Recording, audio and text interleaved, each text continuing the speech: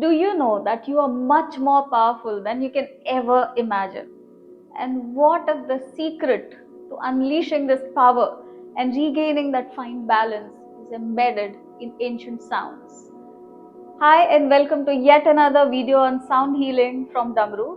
And today we are going to see the sounds of Indian knowledge system and how Nada is the basic foundation of the Sanatana Samskriti.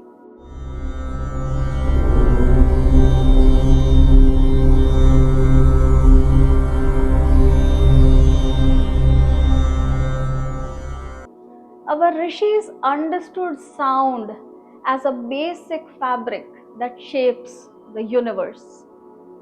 They could see that which is cosmic and that which is human. And let us see now how they gave us the Shastras, which could touch the divine or the cosmic and which could also make us rise higher into our own higher potentials. So I'm going to introduce you to two words here, the Shruti Shastras and the Smriti Shastras.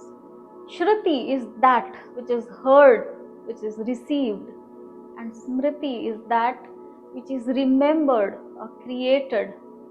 Shrutis are apaurushaya, meaning they are not created by a human. They are simple divine revelations received in deep states of meditations by our rishis. Smritis are composed using the pinnacle of human intelligence and expression. So while Shrutis are absolute, Smritis are relative. You remember we talked about it in our last video, the frequencies and the intention. This is what we were talking about then. Shrutis are the frequencies, absolute frequencies of divine or cosmic truths, and therefore when you are working with Shrutis, they are not allowed to be altered because we want to maintain those frequencies. Smriti Shastras are set to chhandas or meters, but you could chant them as you want in a sing-song way, as long as the meaning making is not disturbed. The intention, remember. Coming back to Shrutis, these are the Vedas that we talk about. Shruti Shastras are the four Vedas, the Rig Veda, the Yajur Veda, the Sama Veda, and the Atharvana Veda. These are set to precise frequencies, and the notations of them have to be learned in a Guru Shishya Parampara from a teacher so that you remember not to alter those frequencies, and that's a deep amount of training that goes into learning and imbibing those frequencies. Smriti Shastras are all that are composed. You know the Itihasas, the Ramayana and the Mahabharata, the Puranas, all the 18 Puranas, the compositions of Adi Shankara, all of this. We chant the stotrams when we do the pujas, when we get together. These are the Smriti Shastras. So like I said, the Shrutis are absolute and the Smritis are relative. Let's see an example to understand this. Medha Suktam is a Vedic chant, and when you chant the Medha Suktam, whether you know the meaning of it or not, it takes you into a higher intellectual state of being. And here let us take in the Smriti Shastras the example of Yoga Sutras. You chant the Yoga Sutras, what they do is to take you into a very reflective, contemplative kind of state where you are questioning who you truly are. So you see the difference? One is the frequency. Here we are using our intellect, the Shruti and the Smriti. So while Shrutis align you to the universal frequencies, the Smritis help you to unravel your subconscious pattern, decode it and reconfigure the human brain and mind. Both being very, very important. Shrutis will bring you into a very meditative and calm state, while the Smritis make our mind laser sharp and calm at the same time.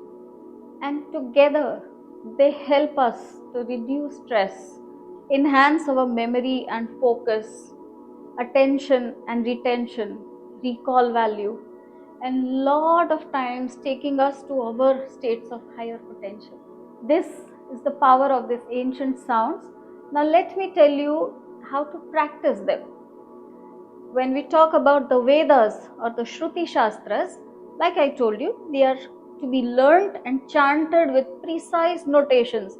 Nowadays, you see a lot of YouTube videos on Gayatri Mantra and lot of Vedic mantras, the Shri Suktam, done in a sing-song way.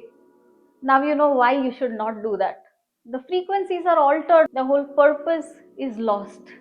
So let us see how to put these, the Shruti and the Smriti Shastras, into practice, and how do you bring them into your own life. Shruti Shastras, like I said, have to be learnt from a teacher and to be chanted in precise notations. And that's also one reason why you should not learn it from YouTube. You will see many videos of Gayatri Mantra, Shri Suktam, and many other Vedic chants which are done in a sing-song way, set to a particular raga. Do not do them because the frequencies have altered and the whole purpose is lost. So learn from a teacher. So that is one way when you want to learn a Vedic chant. The other way of, you can use the Smriti Shastra chants and do a Japa Dhyanam where you are repeating a mantra in your mind again and again and again to reconfigure your states of being. The third way of practice would be Shastra-Dhyanam, what we call as Parayanam. I take a text, say it's a Bhagavad Gita or a Yoga Sutra or a Viveka Chudamani, and I study that text. I do the Chintanam, Mananam and Nididhyasanam on that text. So there are different ways of how you imbibe these sounds into your day-to-day practice. Now when we understand these sounds, we also slowly start to relate of how the modern sound therapy is working. There is a lot of research, whether you see the Gayatri Mantra or the Vishnu Sahasranama, there is a research of how the brain functions are altered when you are doing these chants, repeating them for a particular interval of time, and that is a subject matter of another video at another time. But then also let us see one small example. You know, the Indian music, its origin is in the Samaveda, and Vedas are attuned to the cosmic frequencies. When we tune our instruments or our voice, it is to the frequency of 432 Hertz. And therefore, when a singer is singing, you will also have a component of spiritual expression or the component of healing embedded in the performance. While when we see the Western scale, which earlier was still 442 or somewhere around, now is changed to 440. This is for the technical purposes of having all the countries in alignment, all the transmission through radios and other instruments in alignment for the ease of communication.